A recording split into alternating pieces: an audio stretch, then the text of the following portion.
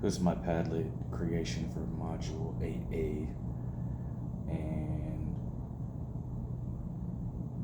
I'm going to be talking about personal experiences and or thoughts that I had while I was reading New Racism, Colorblind Racism, and the Future of Whiteness in America.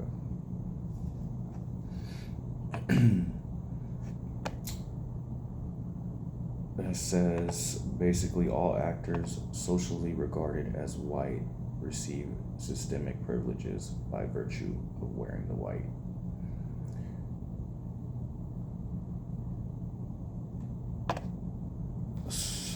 I'm a mixed race. I'm half black, a quarter Mexican, and a quarter white. Which I think I forgot to mention in that previous video where I was talking about how kids picked on me. And what I forgot to say, which is actually an important part of it, is when I moved into that new town and the kids picked on me because they saw I was brown and never saw anybody like that, I tried to endear myself to them by telling them, no, I'm white too. I'm part white. Looking at me, we were kids, and then looking at me, they couldn't see that, so they're like, nah, you're a nigger. I'm like, no, I'm white, I swear. Nah. They weren't buying it, they weren't having it, right? So that's probably an important thing I left out of the other video. It wasn't just that I was brown. I also told them, hey, I'm white like you, and they didn't buy it. So being mixed race, I grew up in the hillbilly area, but we would come back to San Jose fairly often to see my aunts, my uncles, my grandma. We have family here. My Uncle Jim married into the family, married my aunt, who's half white, half Mexican, and he's Caucasian, 100%.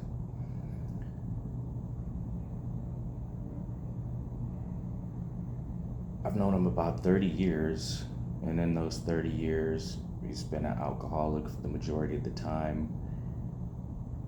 He's gotten at least one, if not two DUIs, been to jail, had his license taken away from him, had to be driven around. He was a grown man.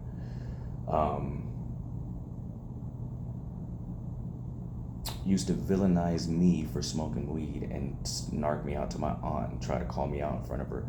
Now that he has a medical license, it's all great. It's all forgotten, like no big deal. So, on top of that, he used to tell me that in his younger years, he was just working so that he could pay his coke dealer. He was working his job, and his entire check would go to his drug dealer. And when we talked about these things throughout the years, we just, we brought it up. It was just, that's what happened, right? Nothing more, nothing less. There was no, he got in trouble, whatever. There was no color involved. It was just, it was just a fact. Now, he's married to a half Mexican woman. He has nieces and nephews, or kids that have been around his whole life, like me and my sisters that are brown. His white daughter, one of his white daughters, is married to a Mexican American guy who's dark brown, speaks Spanish. He speaks English too, but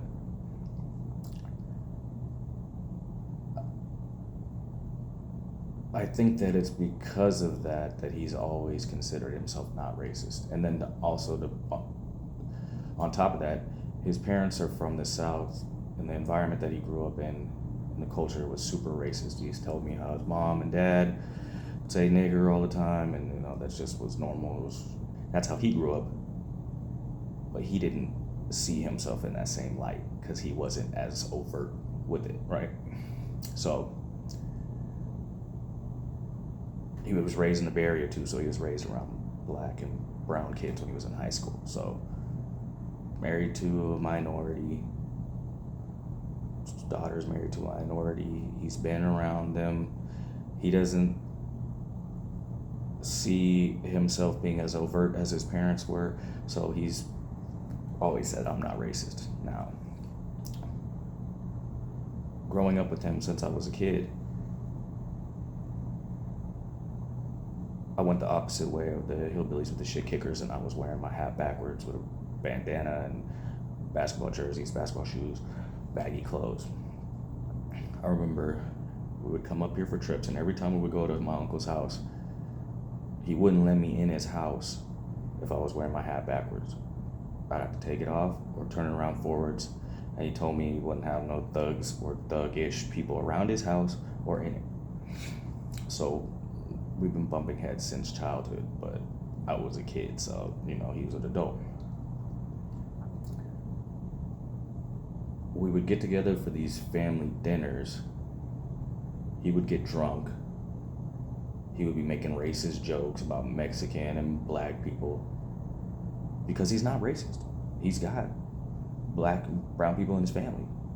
He's just making jokes, right? There's no big deal making jokes about niggers and beaners and spics and stuff, right?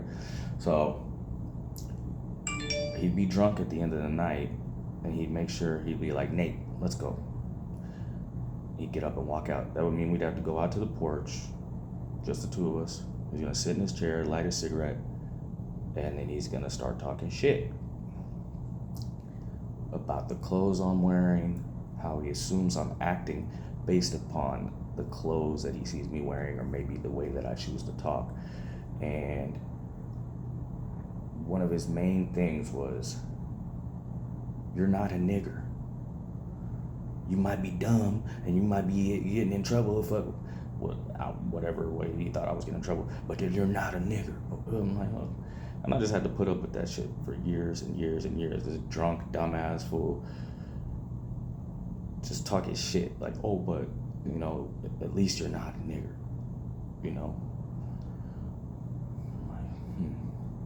And I love my uncle. I mean, I think he was trying to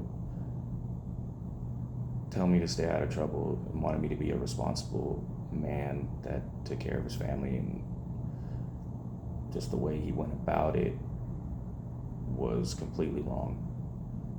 So I went through that through my whole childhood. Once we got older and his daughter started dating the Mexican guy in high school, oh, he's cracking jokes on him at dinner. Oh, because you were a spick or a wetback. He got more upset about it than I would, and then they'd get into arguments, and it's just like, he's like, oh, I'm just joking. And now that I'm older, he doesn't talk to me like that anymore. But if I wasn't in his family and we were just out in public, I guarantee you he wouldn't talk to me, he wouldn't try to associate with me.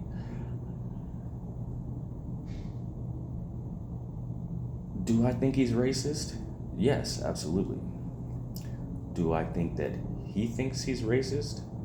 No, I don't think so. He sees himself as opposite of his parents. And he thinks that the stuff that he said was either as joking or to help me be a better man, right? So I just thought it was interesting that I never really got in trouble as a kid. I mean, fights and little stuff here and there.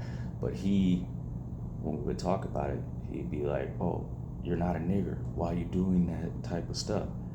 But this is the same guy that was a cokehead, and it was no big deal. When he's talking about himself getting DUIs, going to jail, oh, that's just normal. Oh, it ain't got nothing to do with being a thug, being a nigger, none of that. Oh, being the hood, low class.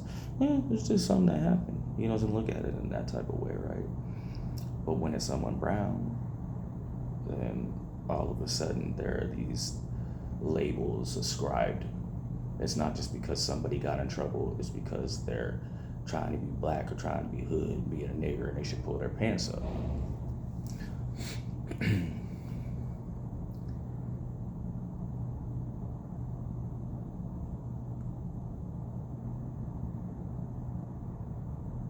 Long story short,